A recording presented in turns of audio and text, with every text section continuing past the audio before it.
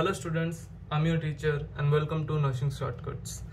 आज हम देखने वाले हैं national air quality monitoring programme. सबसे पहले we will see the introduction. Air pollution is a leading environmental risk to health. जो एयर पोल्यूशन होता है वो हमारे हेल्थ के लिए बिल्कुल भी बेनिफिशियल नहीं होता है। वो हमारे हेल्थ के लिए बहुत एक हजार्डियस चीज़ है जो हमारे हेल्थ को इन अ नेगेटिव वे अफेक्ट करता है। Then monitoring air quality is essential for prevention.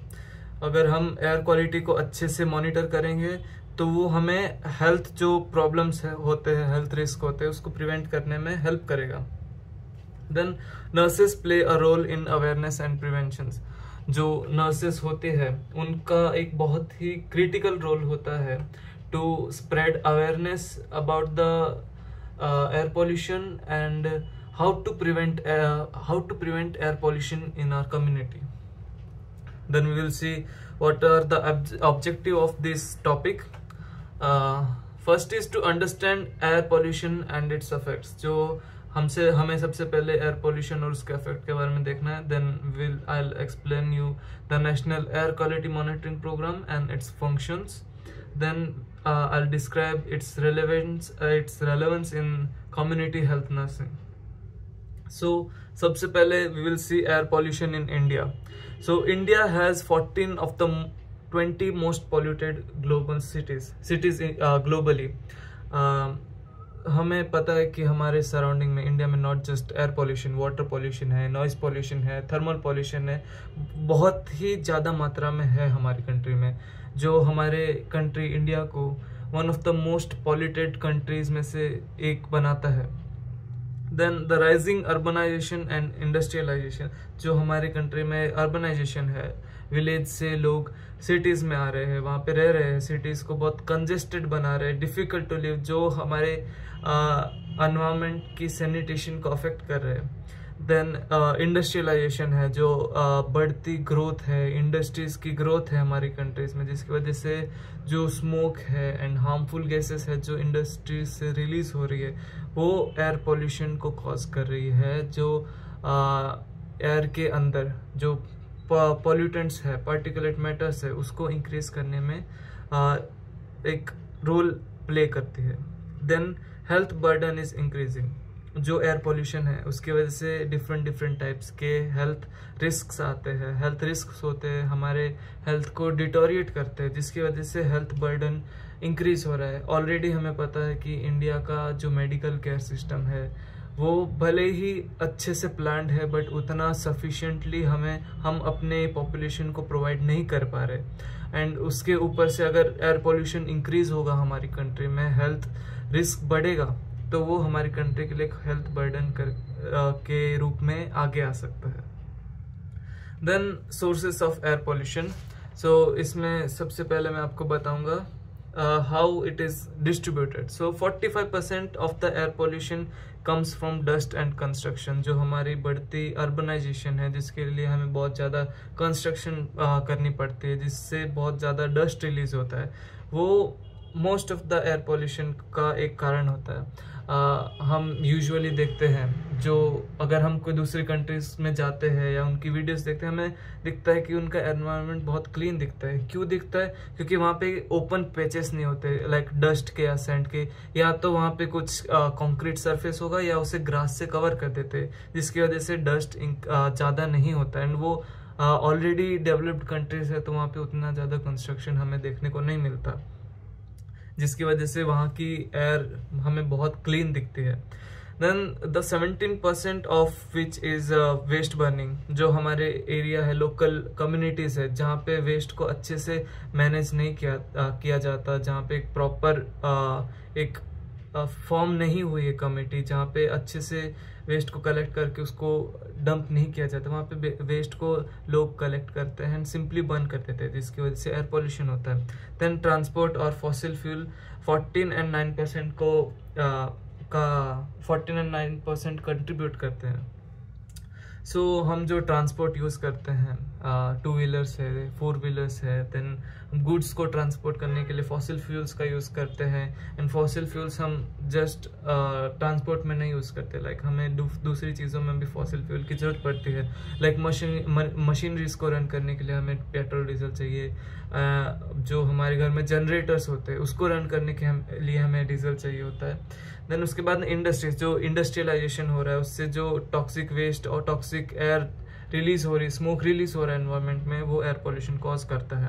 Then the last 7% is domestic cooking. जो हमारे विलेजेस में हम देखते हैं जो वीमेन होती है वो काउडंग जो होता है, काउडंग केक होता है, उसको यूज करते हैं एज अ फ्यूल, उसको जलाते हैं एंड उससे उसके ऊपर कुक किया जाता है, जिससे बहुत ज़्यादा कार्बन मोनोऑक्साइड रिलीज होता है, जो वीमेन जो कुक कर रही है उसके लिए भी हेल्दी नहीं है, उसके हेल्थ के लिए।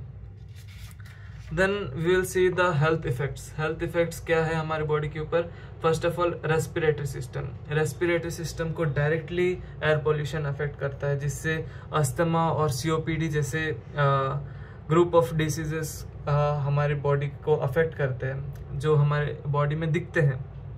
देन हमें पता है कि अगर कोई एक हमारी बॉडी का ऑर्गन है, वो अगर इन सम और द अदर वे अगर वो अफेक्ट होता है, तो वो इनडायरेक्टली या डायरेक्टली हमारी बॉडी के दूसरे ऑर्गन, दूसरे पार्ट्स जो हमारी बॉडी हार्मोन्स रिलीज करती है उसको भी अफेक्ट करता है, जिससे हार्ट डिसीजेस भी होती है, many types of cardiovascular diseases होती है।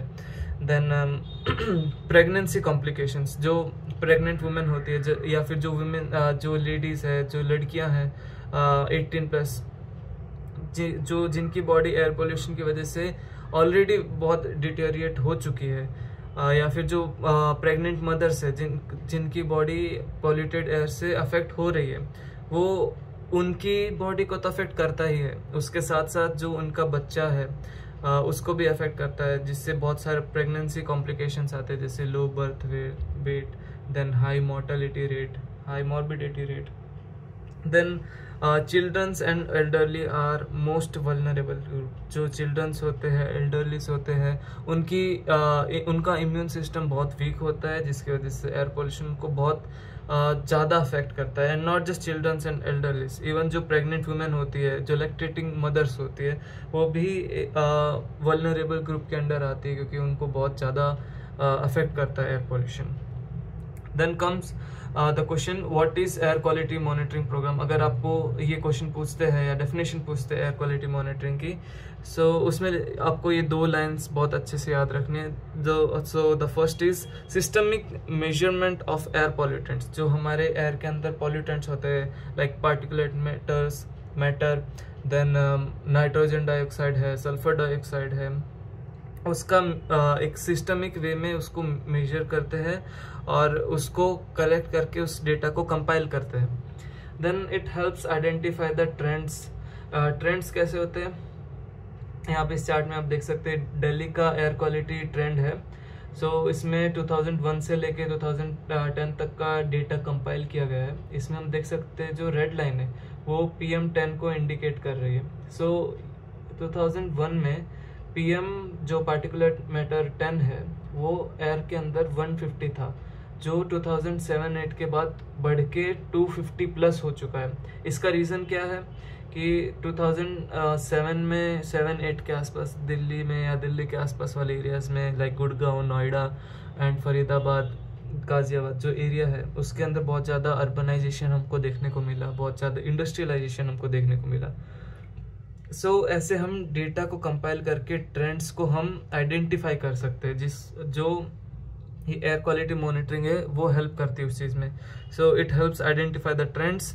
उसके बाद जो रिस्क है, लाइक हम इसमें देख सकते हैं कि इसमें रिस्क क्या है। रिस्क है PM10, और PM10 जो भी चीज़ें PM10 को रिलीज करती है वो, सो उसको आइडेंटिफाई करने में हमें हेल्प करता है। और उसके अगेंस्ट, उसको रोकने के लिए हम क्या क्या चीज़ें कर सकते हैं, उसके जो हम उसके अगेंस्ट एक्शंस ले सकते हैं, सो पॉलिसीज बना सकते हैं, उसके अंदर हेल्प करते हैं। उसके बाद हम देखेंगे national air quality monitoring programme. So ये इसमें आप देख सकते हैं CPCB का लोगो है। CPCB क्या है? सेंट्रल पॉल्यूशन कंट्रोल बोर्ड, ये एक सेंट्रल बॉडी है हमारी कंट्री में on a central level. So this programme was launched by CPCB in 1984 में CPCB ने इस प्रोग्राम को लॉन्च किया था. ये जो की पॉल्यूटेंट्स होते हैं उसको मॉनिटर करते हैं और उस डेटा को कंपाइल करते हैं, यूज करते हैं पॉलिसी बनाने के लिए. Then what are the objectives of this programme? It determine status and trends of air quality. जो एयर क्वालिटी का स्टेटस क्या है, गुड है, बैड है या वर्स है, उसको आइडेंटिफाई करने में, डिटरमाइन करने में हेल्प करता है. उसके बाद जो ट्रेंड्स है एयर क्वालिटी में जो हमने पहले देखा, उसको आइडेंटिफाई करने में हेल्प करता है. It help in health risk assessment कि कौन से पॉल्यूटेंट्स है जिसकी वजह से एयर पॉल्यूशन ज़्यादा हो रही है या किसकी वजह से हेल्थ को ज़्यादा अफेक्ट हो रहा है, तो उसको आइडेंटिफाई करने में हेल्प करता है, उसका असेसमेंट करने में हेल्प करता है. Then it assist in national pollution control strategies. जो हम इन पॉल्यूटेंट्स के अगेंस्ट जो हम स्ट्रेटेजीज बनाते हैं, प्लानिंग करते हैं, उसको बनाने के अंदर, उसको फॉर्मुलेट करने के अंदर इस प्रोग्राम का एक बहुत ही मेजर रोल है.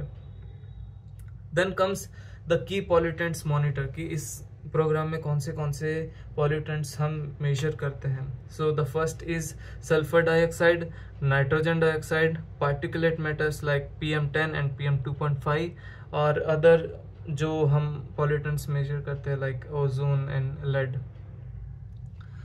उसके बाद में national air quality monitoring programme का नेटवर्क, जो वो कैसे इंडिया में वर्क करता है, उसके कितने स्टेशंस है. सो ऐसे स्टेशंस होते हैं इस प्रोग्राम में जो एयर क्वालिटी को मॉनिटर करते हैं. So there are 804 stations in 304 cities and towns of India and it includes the industrial, residential and rural sites. कि हमारे इंडिया में जो इंडस्ट्रियल एरियाज है, रेसिडेंशियल एरियाज है या रूरल एरिया है, उसके अंदर 344 cities और टाउन्स के अंदर 804 स्टेशंस है. देन किस मेथड से इस प्रोग्राम में एयर क्वालिटी को मॉनिटर किया जाता है. सो 2 से 3 बार, एक वीक में 2 से 3 बार 24 आवर्स के लिए इस जो एयर होता है उसको सैंपल किया जाता है, उसको मॉनिटर किया जाता है. उसके बाद उसमें से डेटा कलेक्ट किया जाता है. उस डेटा को कंपाइल करता है, कौन करता है? CPCB और SPCB. CPCB मैंने आपको पहले बताया, सेंट्रल पॉल्यूशन कंट्रोल बोर्ड, और SPCB जो CPCB के अंडर आता है, स्टेट पॉल्यूशन कंट्रोल बोर्ड. इस डेटा को कंपाइल करते हैं और जो एयर क्वालिटी इंडेक्स है उसको कैलकुलेट करते हैं, उसको रेगुलेट करते हैं, मॉनिटर करते हैं. So this is air quality index. इस इंडेक्स से हम मॉनिटर करते हैं या फिर हम डिफ्रेंशिएट करते हैं कि एयर की क्वालिटी कैसी है. सो इसमें हम कलर कोडिंग यूज़ करते हैं like green, yellow, orange, red, purple, maroon. So इसमें हम देख सकते हैं 0 से 50 में जो अगर एयर क्वालिटी है तो वो हमारी बॉडी के लिए बहुत ही ज़्यादा अच्छी है, और 51 to 100 अगर है तो वो मॉडरेट है, जो हमारी बॉडी को उतना ज़्यादा अफेक्ट नहीं करेगा. देन वी सी 101 से 150 तक जो एयर की क्वालिटी होती है वो थोड़ी ज़्यादा डिटोरिएट हो जाती है. जो सेंसिटिव है, वल्नरेबल ग्रुप्स है, उनको अफेक्ट करता है, उनकी बॉडी पे बहुत ज़्यादा एडवर्स वे में अफेक्ट करता है. देन 151 से 200 बहुत ही अनहेल्दी होता है, जिसको हम रेड कलर से इंडिकेट करते हैं. And then comes 201 to 300 very unhealthy, indicated by purple colour. And 301 से 500 के बीच में जो एयर क्वालिटी होती है उसको हम मरून से इंडिकेट करते हैं, जो हमारी बॉडी के लिए बहुत ज़्यादा हजार्डियस है. So if you don't know, Delhi का कभी कभी एयर क्वालिटी इंडेक्स इस रेंज में भी आया है एंड बहुत फ्रिक्वेंटली इस रेंज में आता है. So which is very harmful for the people living in Delhi. Like अगर हम हमारा फ़ोन खोले तो उसमें हम देख सकते हैं ऐसे एयर क्वालिटी, जो हम अगर वेदर ऐप खोलेंगे तो उसमें हमें दिखेगा कि यहाँ की एयर क्वालिटी कैसी है, वो इंडिकेट करते ही इन्हीं कलर से. Then findings of this programme की क्या फाइंडिंग्स आती है. देन उससे हम देखते हैं कि इंडिया में जो पार्टिकुलेट पॉल्यूशन है इंडिया की सिटीज़ में बहुत इंक्रीज़ हो रहा है। क्यों इंक्रीज़ हो रहा है? Because of industrialization and urbanization. Then seasonal variations आते हैं कि विंटर्स में जो हमारे डिफरेंट सीजन्स होते हैं, लाइक मानसून सीज़न हुआ, समर सीज़न है, देन फॉल का सीज़न है, विंटर का सीज़न है। सो हर सीज़न में हमें एक ट्रेंड देखने को मिला कि विंटर का जो सीज़न होता है उसमें एयर की क्वालिटी ज़्यादा ख़राब होती है। क्यों होती है? क्योंकि हमने साइंस में पढ़ा था 11th-12th में कि जो वार्म एयर होती है वो कोल्ड एयर से ज़्यादा लाइट होती है, एंड जो मोस्ट ऑफ द पॉल्यूशन है वो हमारा कोल्ड एयर के अंदर होता है। सो वार्म एयर ऊपर रहती है एंड हॉट एयर नीचे रहती है।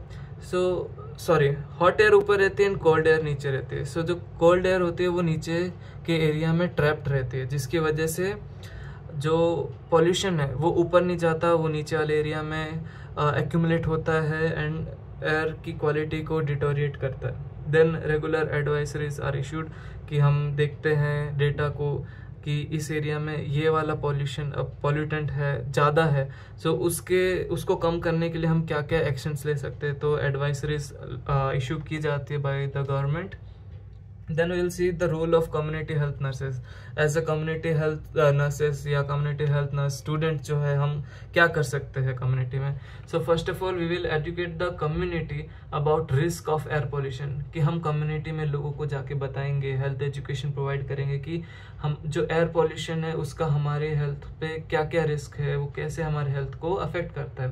Then early detection of respiratory issues, जो हम एज अ कम्युनिटी नर्स हम कम्युनिटी में जाते हैं, होम विजिट करते हैं, तो हमें आइडेंटिफाई करना है कि उस पर्सन के अंदर या फैमिली के अंदर उसकी नीड क्या है, या फिर अगर उनको कोई रेस्पिरेटरी इश्यूज आ रहे हैं तो उनको अर्ली डिटेक्ट करना है ताकि उसको वर्सन होने से बचा सके, प्रिवेंट कर सके हम on a primary level. Then promote use of mask and clean fuels, कि हमें लोगों को ज़्यादा अवेयर करना है कि क्लीन फ्यूल्स का यूज़ करें, मास्क का यूज़ करें, clean fuels like electric vehicles का हम ज़्यादा यूज़ करें as compare to diesel and petrol के व्हीकल्स, जिससे एयर पोल्यूशन कम हो सके। Then collaborate with local authorities, जो हम एज अ कम्युनिटी नर्स हम कम्युनिटी में जाते हैं, स्कूल हेल्थ प्रोग्राम्स करते हैं, वेलफेयर प्रोग्राम्स करते हैं, तो वहाँ पे जाके स्टूडेंट्स को, टीचर्स को, लोगों को, चिल्ड्रंस को एडुकेट करने का अबाउट हेल्थ पोल्यूशन, उसके अफेक्ट्स जो होते हैं, रिस्क्स क्या होते हैं, उसको प्रिवेंट कैसे कर सकते हैं, उसके बारे में हमें एडुकेट करने का है स्टूडेंट्स को। देन ये सबका नर्सिंग के साथ क्या रिलेवेंस है?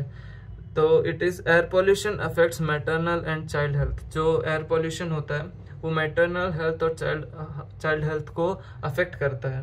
Then nurses are frontline educators and advocates. जो नर्सेस होती है वो फ्रंट लाइन रहती है, कि जो उनका सबसे पहला प्राइमरी रोल आता है कि लोगों को एडुकेट करे about the risks of air pollution and उसको कैसे प्रिवेंट कर सकते हैं।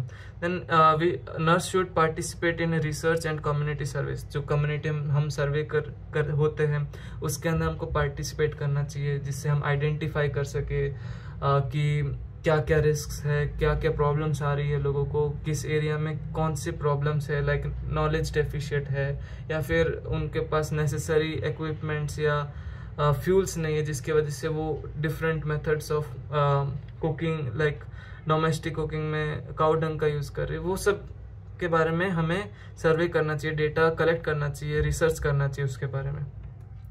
देन चैलेंजेस क्या आते हैं इस प्रोग्राम में? सो लिमिटेड रूरल कवरेज। जो हमारा ये प्रोग्राम है उसके अंदर हम देखते हैं कि जो मोस्ट ऑफ द स्टेशंस है 804 स्टेशंस हमने देखे, वो मोस्टली हमारे सिटीज़ और अर्बन एरियाज़ में होते हैं, जिसकी वजह से जो रूरल एरिया का डेटा है वो हम अच्छे से कलेक्ट नहीं कर पाते और उनके लिए अच्छी पॉलिसीज़ हम डेवलप नहीं कर पाते। Then lack of awareness among public. जो पब्लिक है हमारी इंडिया में उनके अंदर अभी भी बहुत सिविक सेंस की कमी है, उनके अंदर इतनी अवेयरनेस नहीं है अबाउट द एयर पोल्यूशन और उसको कैसे प्रिवेंट कर सकते हैं। Then technological and funding constraints.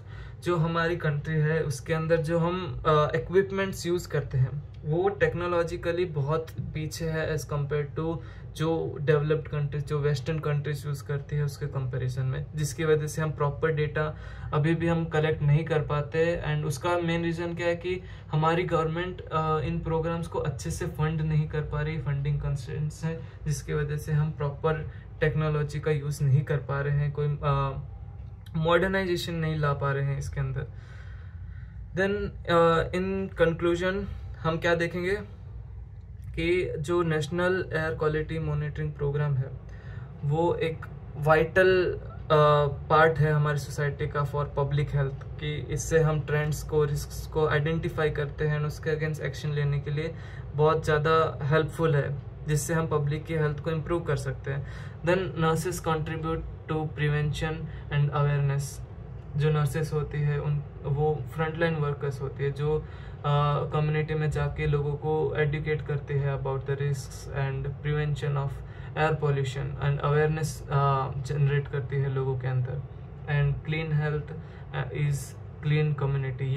ये मैसेज हमको कम्युनिटी तक, लोगों तक ये मैसेज हमको पहुंचाना है। So this is all for today's class students. अगर आपको कोई भी डाउट हो आप कमेंट सेक्शन में जाके बता सकते हैं, टाइप कर सकते हैं, मैं आपके क्वेश्चन का ज़रूर आंसर करूँगा। एंड अगर आपको ये वीडियो पसंद आई हो so please like this video, please subscribe to my channel and share this video with your friends, your classmates, ताकि वो भी इस लेक्चर से फ़ायदा उठा सके। एंड इफ़ ऐसा कोई टॉपिक है जो मेरे चैनल पे नहीं है और आपको जानना है, उसके बारे में शॉर्ट नोट्स चाहिए है या फिर आपको एक्रोनिम्स चाहिए है, कीज चाहिए, तो आप कमेंट सेक्शन में जाके आप बता सकते हैं, मैं उसके ऊपर ज़रूर कोई शॉर्ट या वीडियो आपके लिए ज़रूर बनाऊंगा। So thank you class, thank you so much, have a nice day.